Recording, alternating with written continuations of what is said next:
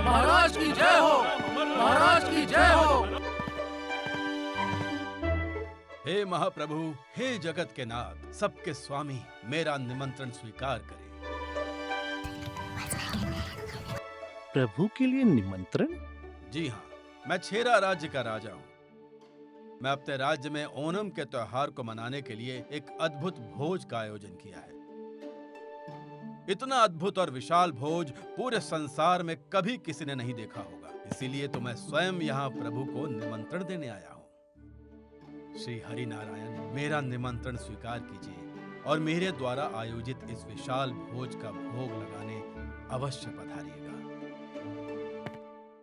महाराज, हमारे प्रभु विशाल भोज के नहीं, सच्ची भक्ति के भूखे होते हैं। बड़े पंडा जी, आप जानते नहीं कि हमारा छेरा राज्य कितना अद्भुत और विशाल है। आपके राज्य से 10 गुना अधिक बड़ा है हमारा राज्य। परंतु राजन, बड़े पंडा जी, पूरी धाम प्रभु को अति प्रिय है। इसलिए तो मैं आपके राज्य में सभी के लिए विशेष सोने की परत चढ़ी हुई मिठाइयाँ लाया हूँ।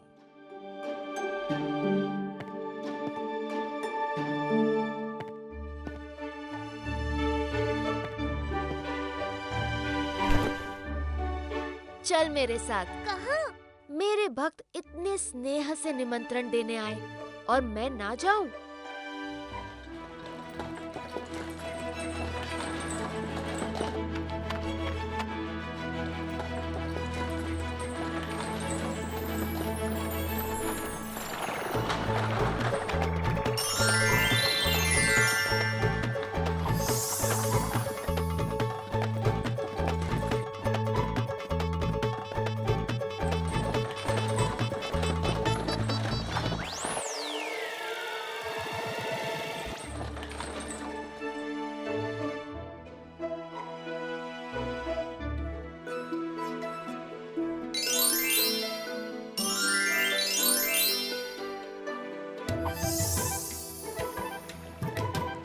अरे ये दोनों क्या आकाश से टपक गए?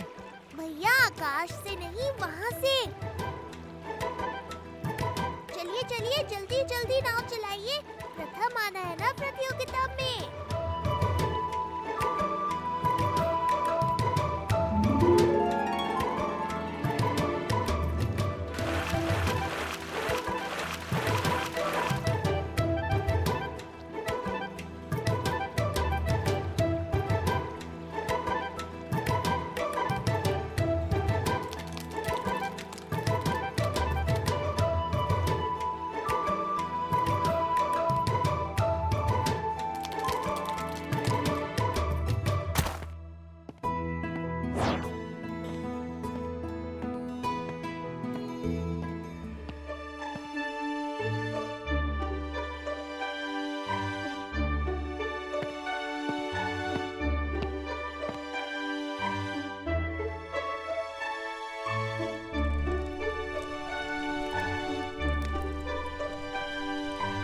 भगवान विष्णु ने राजा महाबली के अहंकार को मिटाने के लिए वामन अवतार लिया था।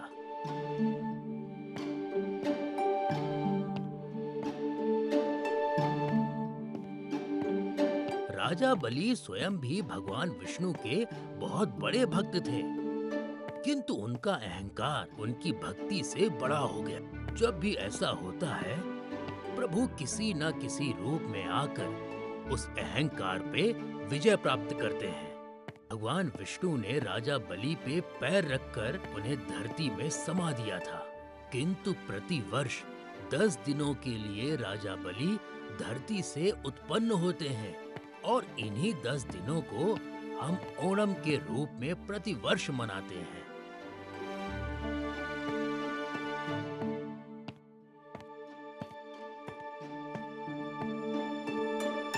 आओ आओ प्यारे बच्चों, मैंने आज सबसे विशाल भोज का आयोजन किया है।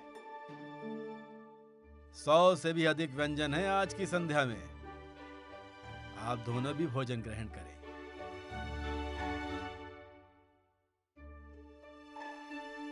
बहुत ही अद्भुत भोज है महाराज। धन्यवाद। महाराज, मैंने सुना है कि आप स्वयं पुरी जाकर प्रभु जगन्नाथ को निमंत्रण देकर आए हैं। बिल्कुल ठीक सुना है तुम। ऐसा भोग तो प्रभु को अवश्य लगाया जाना चाहिए। आज से पहले कभी किसी राज्य में भला इतने विशाल भोज का आयोजन हुआ है? महाराज, प्रभु यहाँ आए उससे पहले क्या आप हम दोनों को भरपेट भोजन करवाएंगे? तुम दोनों इतने छोटे से बालक, यदि तुम दोनों प्रतिदिन भी भरपेट खाओ तो भी जीवन भर भोजन कर पाओ, इतना भोजन है। अच्छा, ये तो बहुत अच्छी बात है। चलिए अब भोजन करवाइए।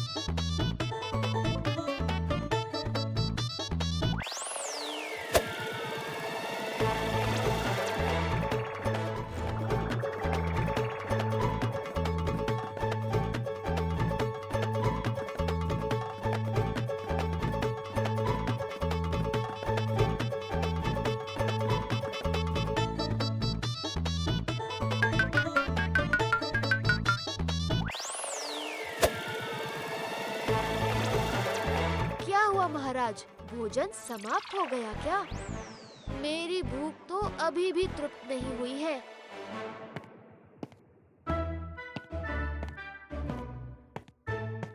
नहीं नहीं, इस भोज से कोई भी भूखा नहीं जाएगा। ये लीजिए, ये प्रभु के लिए भोग था और छोटे बच्चे तो उनका ही स्वरूप होते हैं।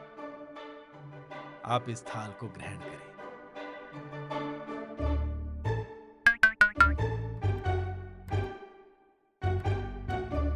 किंतु मुझे तो अब भी बड़ी भूख लगी है। यदि आप भोजन नहीं ला सकते तो बता दीजिए, मैं भूखे पेट ही उठ जाऊंगा। नहीं नहीं, आप बैठिए, मैं अभी आपके लिए और भोजन का प्रबंध करता हूँ।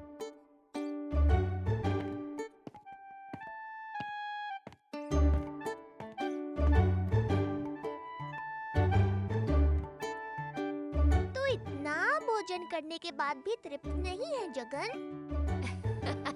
मेरे प्यारे बलराम, मैं यहाँ भोजन के लिए नहीं, महाराज और उनके अहंकार के लिए आया हूँ।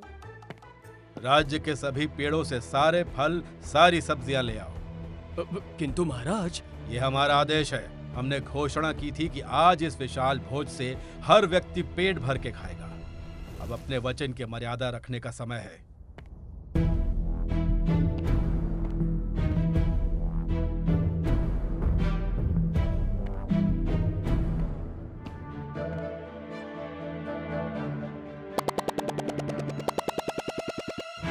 इसका पेट है या कोई कुआं? कितना भी खाए पेट भर ही नहीं रहा। मुझे तो यह बालक अवश्य कोई मायावी लगता है। क्या हुआ राजन, थक गए क्या? क्षमा करना बच्चों, किंतु हमारे राज्य में अब और भोजन नहीं बचा। तो क्या आप अपना वचन तोड़कर मुझे भूखा ही छोड़ देंगे?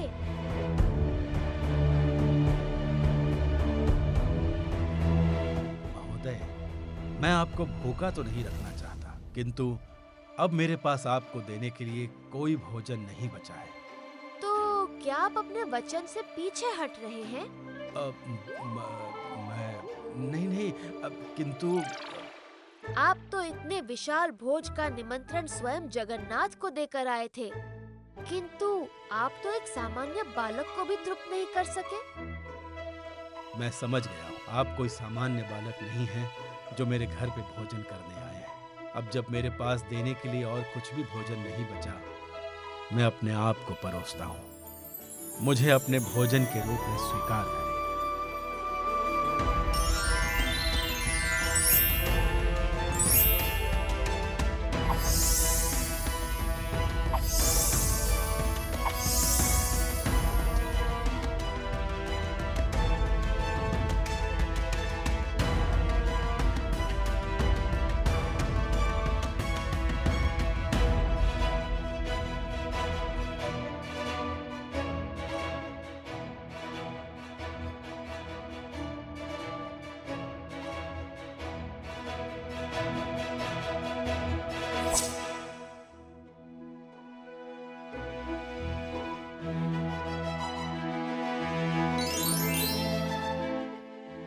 आपकी वचनबद्धता से प्रसन्न हुआ राजन।